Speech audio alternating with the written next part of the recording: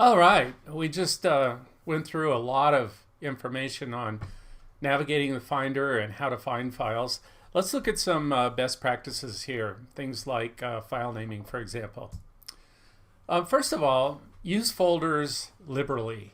You can see here, this is my genealogical information. At the top level is a folder that actually I share with my wife.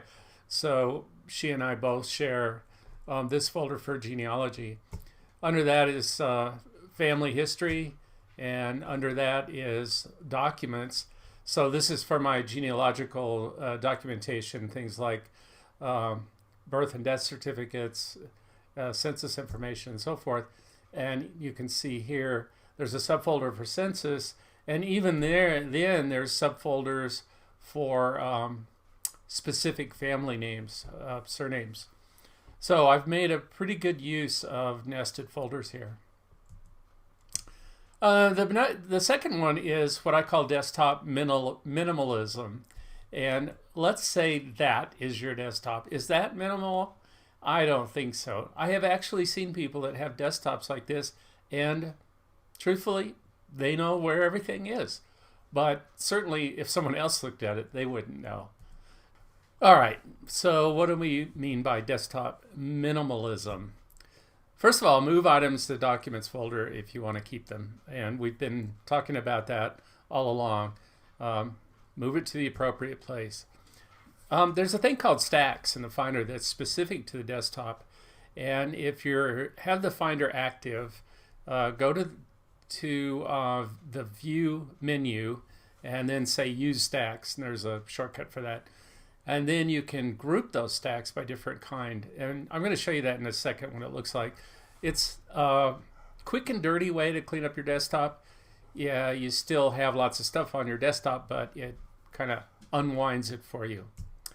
And then if you do put something on the desktop, try to make it temporary, like weeks, maybe months. I'm sure I have some that are years, but you shouldn't do that. All right, so we were talking about using stacks. So see, I'm currently using stacks. You can see my desktop here. I have two backup drives. I alternate backup drives, and then my hard disk.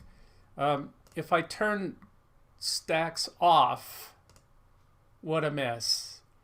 And then if I turn it back on, like that. So I'm grouping stacks by kind. I can group them on any of these other attributes. If I don't use stacks, I can clean them up. Say, let's clean them up by kind, all right? Or I can clean them up by date created, let's say. And then I can still use stacks, and they will stack on top of each other. So you can see here is PDF documents. If I click on that, it expands. These are all the PDF documents on my desktop. These are all the screenshots on my desktop. And you can see I've got a fair number of those. So that's how stacks work. And finally, the best practices number 3, use consistent file and folder names. You can add information like dates, project names, and so forth to the file names themselves. That makes them easier to find. And use different folder names for a different subject. I mean, that obviously makes sense. You want to name the folder something that indicates what the contents are, whether it's, say, invoices or 2002 in the case, or 2022 in the case of my tax documentation. So you have a folder name that's meaningful for the contents. If you're doing project-oriented work, then just like we just mentioned, when you start a new project, create a new folder specifically for that project. And that folder itself may be in, say, a folder that is the year.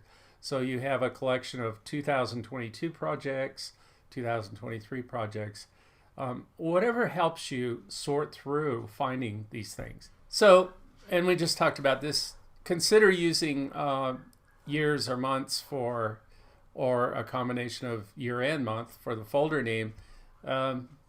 so that you can easily separate them out. And you saw, for example, in part 2, we talked about photographs for my genealogy. Those are organized by year, 1960, 1970.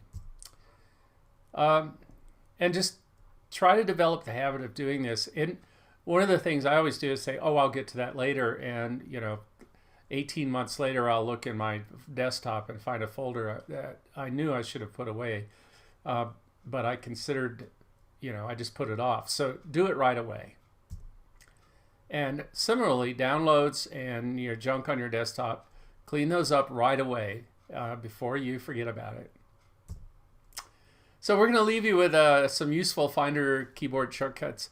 And actually, Apple in their user guide has a lot of these. This is sort of the ones that I use. So I've kind of plucked some of them out here.